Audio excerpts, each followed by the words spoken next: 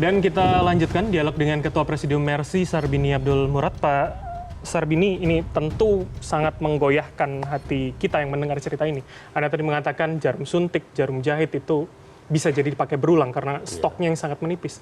Ada informasi yang kami dengar juga bahwa karena obat biusnya habis, anestesinya ini sudah tidak ada. Benarkah kemudian sejumlah anak-anak di sana dioperasi tanpa ada pemberian bius terlebih dahulu, Pak, karena kehabisan stok? Ya, saya juga mendengar itu, tapi nggak di rumah sakit kita. Ada rumah sakit yang lain yang memang udah habis sama sekali itu. Sedang pada luka-luka yang memang nggak terlalu besar, Mas. Itu pakai langsung dijahit untuk bisa menutupi luka itu ya. Jadi di sana tuh apapun yang mereka lakukan untuk membantu menolong korban, apapun yang mereka lakukan. Nah, maka saya dapat informasi dari teman-teman di rumah sakit bahwa yang infeksi itu banyak sekali. Di rumah sakit ada standar kan, pengobatannya standar, harus steril segala macam. Saya cuma nggak steril. Jadi setelah mereka menolong, tapi setelah itu apa terjadi? Infeksi. Apa yang terjadi? Banyak belatung. Ada banyak belatung itu banyak di sana itu. Karena tidak ada pengobatan lanjutan, karena gitu ya? Karena nggak ada lanjutan, karena nggak ada kuat antibiotiknya dan sebagainya. Tapi mereka harus mereka lakukan, kan? Misalnya lebih bagus infeksi daripada mati. Kan itu bahasa sederhananya seperti itu, kan? Oke, Pak Sarbini, maaf saya harus menanyakan ini. Adakah kemudian semacam mana yang harus menjadi prioritas begitu bagi awak medis, bagi relawan untuk diselamatkan terlebih dahulu dalam kondisi perang seperti ini? Ya, mereka itu pertama menyelamatkan orang yang kira-kira kemungkinan hidupnya itu lebih besar. Oke.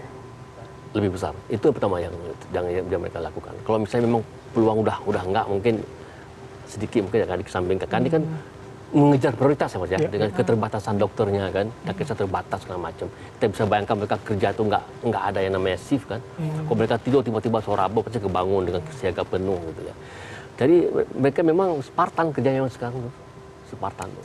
Berbicara mengenai obat-obatan yang jarum suntik dan lain-lain ini udah kekurangan, bantuan kan terus dikirimkan nih, Ya.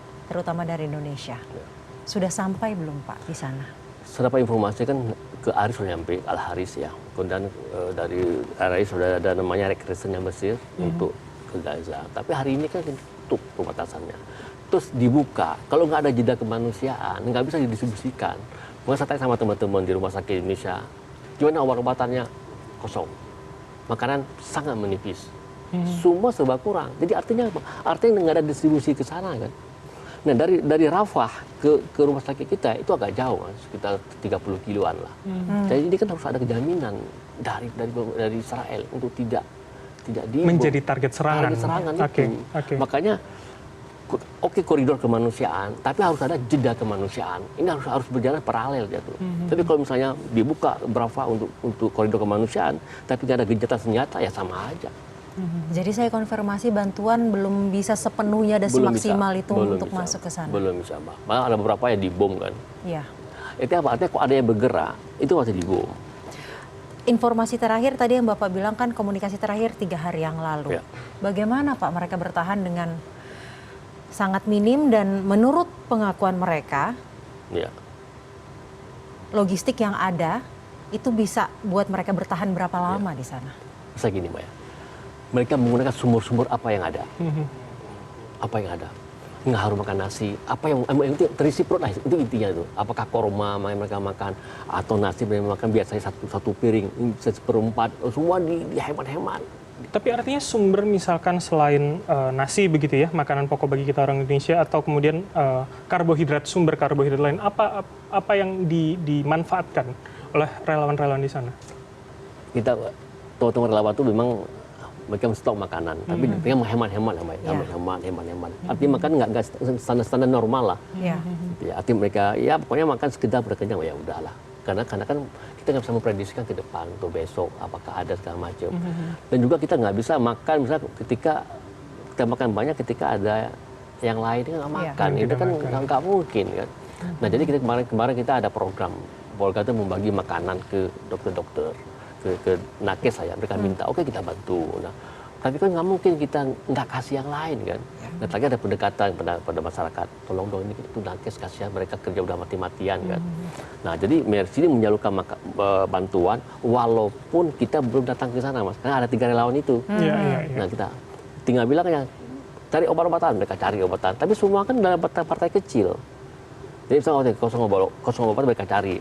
Nah, ketika 3 minggu yang lalu masih bisa ketemu Mas. Sekarang nggak ada lagi sekarang. Kita punya uang, apotek nggak ada. Oke. Itu komunikasi terakhir 3 hari yang lalu. 3 hari lagi seperti itu. Jadi makanya komunikasi itu hilang timbul. Intinya kita tahu mereka selamat, alhamdulillah ya selamat. Jadi artinya kondisi di sana punya uang pun malah tidak tahu harus membelanjakan kemana kebutuhan itu ya. Bertahan hidupnya bukan 1 hari ya, 1 jam kemudian yang penting saya bertahan hidup seperti itu. Oke. Soal kebutuhan tadi Anda sudah menjelaskan obat, paling tidak makanan pokok begitu. Saya ingin masuk ke soal bagaimana kebutuhan anak-anak, popok, susu, atau misalkan seperti perempuan yang butuh pembalut itu kan juga menjadi satu kebutuhan penting begitu.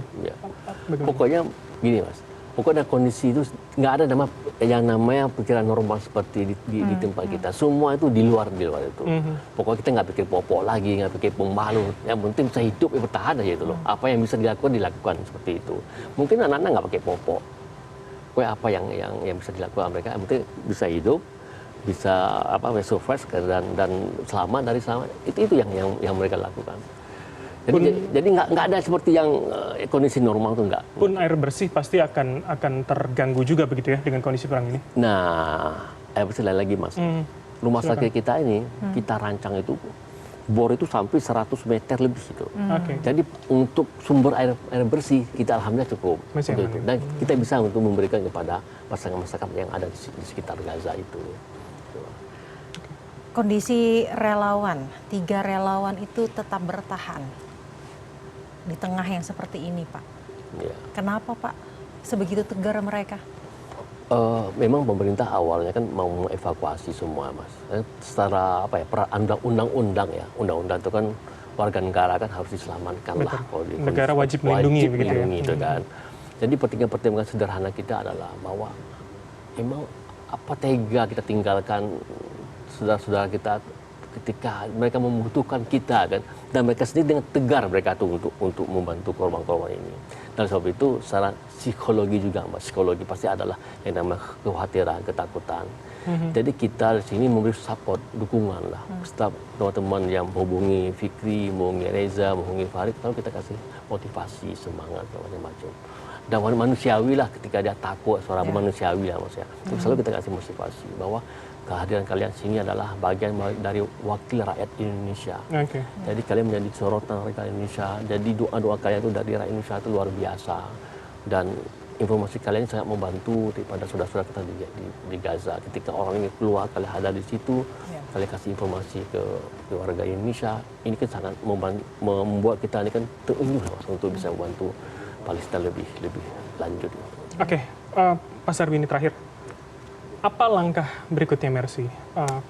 Pun nanti misalkan 3 relawan Mercy susah atau kemudian tidak bisa dihubungi, gitu. Adakah kemudian backup plan yang memang sudah disiapkan atau mungkin relawan-relawan sudah menunggu di perbatasan untuk bisa membantu masuk ke titik itu? Tapi kita tidak pernah berpikir untuk keluar ya Mas ya. Memang dulu ada dulu pertimbangan kita evakuasi dari utara ke selatan karena ada perintah Israel. Karena Israel akan melakukan agresi darat gitu kan. Tapi setelah kita perhatikan juga di selatan pun sama juga seperti utara. Tidak ada jaminan gitu. Tidak ada jaminan. Jadi artinya ya mereka tetap stay di rumah sakit, tempat yang aman, insya Allah aman ya. Dan kemudian walaupun kita nggak komunikasi, tapi kita punya orang-orang yang bisa mencari mereka. Dulu ketika mereka hilang beberapa jam, 40 jam, ada teman-teman yang kita hubungi untuk mencari teman-teman. Oh, artinya ada batas ya? Ada batas kemudian ketika mereka tidak menghubungi, maka ada langkah yang dilakukan begitu ya? Ada backup plan-nya ya? Ada backup plan yang lain. Yang penting mereka itu selamat. Oke. Baik Pak Sarbini, terima kasih sekali. Informasi dari Anda luar biasa bisa memberikan insight dan gambaran ya kepada kita, dan sampaikan salam kami ke teman-teman Mercy di sana untuk bisa bertahan dan selamat selalu. Terima kasih sekali lagi Pak Sarbini.